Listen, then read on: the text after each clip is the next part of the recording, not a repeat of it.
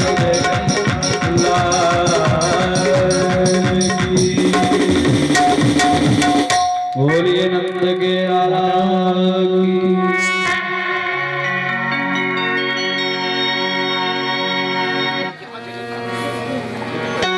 अब पीछे सूखा हो गया, मुझे लगता है ये गाड़ी आप हटा दीजिएगा। ये गाड़ी थोड़ी सी हट जाएगी तो पीछे भी लोग, अब सूखा हो गया, धूप लग गई। भोले बाल कृष्णलाल की। तो सारी की सारी सब गोपियां बधाई लेने के लिए आई, सबने बधाई गाई, सबने बधाई बांटी। और भैया देखो, लाला के जन्मोत्सव की ऐसी खुशी बाबा के मन में भई, बाबा ने खजाने के द्वार खोल दिए, सारे के सारे द्वार बाबा ने खोल दिए। और आज महान मन वाले बाबा हो गए। धेनु नामनु यदे प्रसादात् विप्रेभ्यो समलंकृते तिराद्रीन् सप्तनतनो कोरंबरामृता।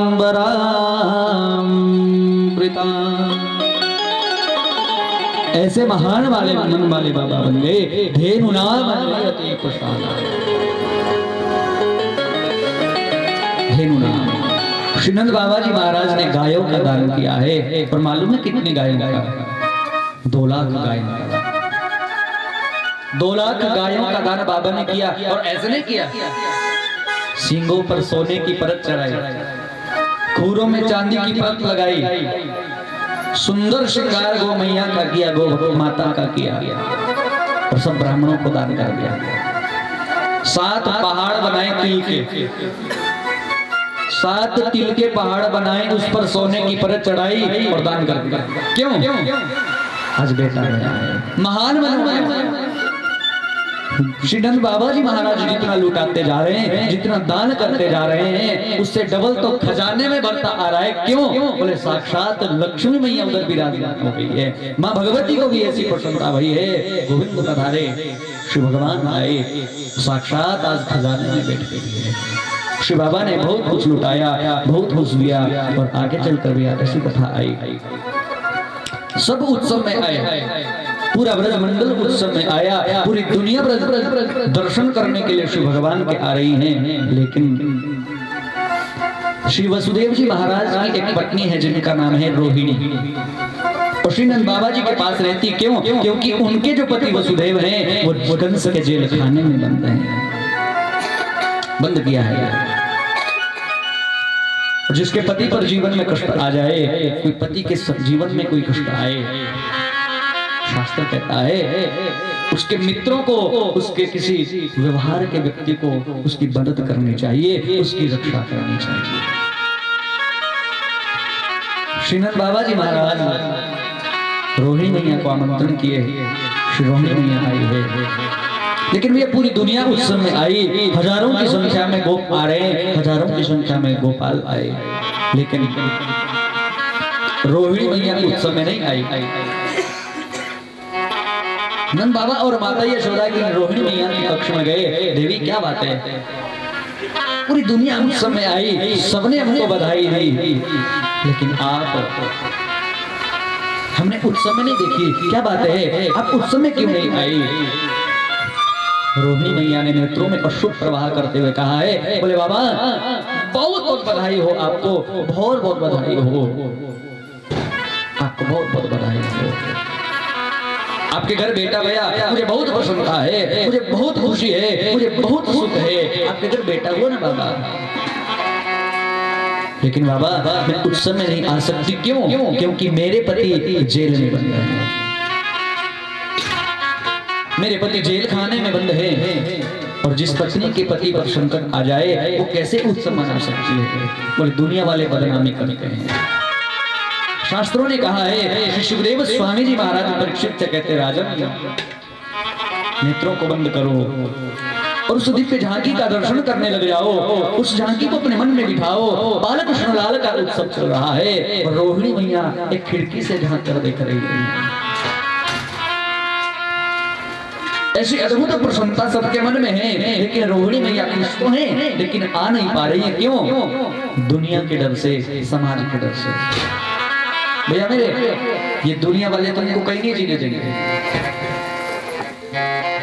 गर्दन झुकाकर चलोगे तो कहेंगे बोले गर्दन उठाने की हिम्मत नहीं है, गर्दन उठाने की औकात नहीं है। मैं दुनिया वाले की बात कर रहा हूँ, ये दुनिया वाले जो हार चढ़ाएंगे, माला पहराएंगे, मैं उन सब की बात कर रहा हूँ।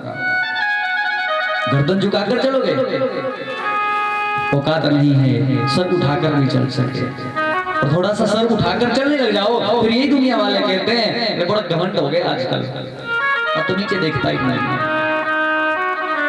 नीचे नहीं देखता। चलोगे नहीं, कैसे जाओगे? बोले समाज में प्रतिष्ठा नहीं है तो जा नहीं सकते, और रोज चलते रहोगे फिर कहेंगे घर में खाने को नहीं होगा, रोज ही चले रहते हैं, रोज चले जाते हैं। दुनिया के डर से, समाज के डर से लोग क्या कहेंगे?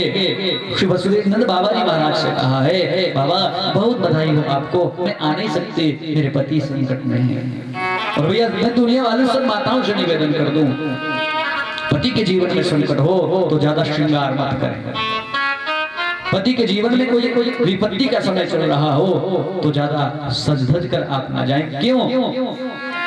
ये दुनिया वालों का काम है बोलना, और हम सबको समाज में रहना है, दुनिया में रहना है, कुछ बातों की मर्यादा का पालन करना होता है, कुछ बातों का ध्यान रखना पड़ता है। मैं ये नहीं कह रहा हूँ तुम बंद हो जाओ या कुछ और, लेकिन थोड़ा सा मर्यादा का पालन आप अवश्य करें। श्रीनंद बाबा जी महाराज ने समझाया है, देवी ये कोई दुनिया का उत्सव नहीं है, ये दुनिया के किसी साधारण लाला का उत्सव नहीं है, ये तो साक्षात श्री भगवान का उत्सव है, श्री गोविंद का उत्सव है। बोले कैसी शर्म देवी, कैसी संकोच, कैसी लज्जा, ये दुनिया वाले तुमको कहीं नहीं छोड़ेंगे। मुझे गुरुदेव एक भाव कहा करते थे, एक बेटा अपने पिता के साथ कहीं जा रहा था, उस पिता के हाथ में एक रस्सी है, बोले वो रस्सी एक गधे से बंधी हुई है, दोनों चल रहे हैं, पीछे से गधा भी चलता जा रहा है। हम जैसे किसी, आप जैसे कोई दुनिया वालों ने देख लिया, बोले देखो कितने बेवकूफ हैं, कितने मूढ़ हैं, कितने अज्ञानी हैं, गधे को खींच रहे हैं। बोले बैठ क्यों नहीं जाते? छोटा सा बेटा था, उस भैया ने सुन लिया, अपने छोटे बेटा को गधे पर बिठा दिया, फिर खींच रहे हैं। फिर किसी दुनिया वालों ने, कोई दुनिया वाला और कोई मिल गया, तब कहा है, बोले देखो कितने ना समझ है, अरे कितना मूर्ख है, बूढ़ा पैदल चल रहा है और बेटा बैठा है। किसी दुनिया के साथ समय आ गया, अब बेटा उतर गया, थोड़े समय में गधे पर पिताजी बैठ गए, फिर दुनिया वालों ने कहा बोले कैसा मूड बाप है, कैसा निकृष्ट पिता है, छोटा सा बालक चल रहा है, अपने आप गधे पर बैठ कर जा रहा है। फिर दोनों ने किया, गधे को कांधे पर उठा लिया। फिर भी दुनिया वालों ने कहा अरे कितने मूढ़ हैं, कितने अज्ञानी हैं, पैदल चल रहे हैं, जिस पर लगना चाहिए था, जिस पर बैठना चाहिए था, उसको उठा कर जा रहे हैं, कहीं नहीं बच पाओगे। श्री बहुत समझाया श्री बाबा जी महाराज ने, बोले देवी जाओ। रोहिणी मैया उत्सव में आई है, खूब नाची है। क्यों? क्योंकि ये लौकिक संसार का कोई उत्सव नहीं था, ये तो श्री गोविंद का उत्सव था, श्री भगवान का उत्सव था। आगे चलकर भैया ऐसी कथा आई, सब देने आए, सब मांगने आए। एक याचक ब्रजमंडल से कहीं से आया है, एक दाढ़ी कहीं से मांगने आया है।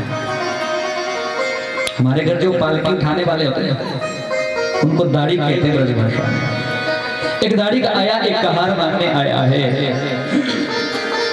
और श्रीनंद बाबा जी महाराज के पास द्वार पर आकर कहता है मेरे मन आनंद भयो, ब्रजराज ही याचन आयो। मेरे मन आनंद भयो, ब्रजराज ही याचन आयो।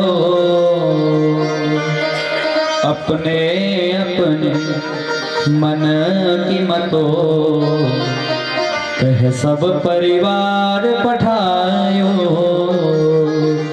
मेरे मन आनंद भयो, ब्रजराज ही याचन आयो।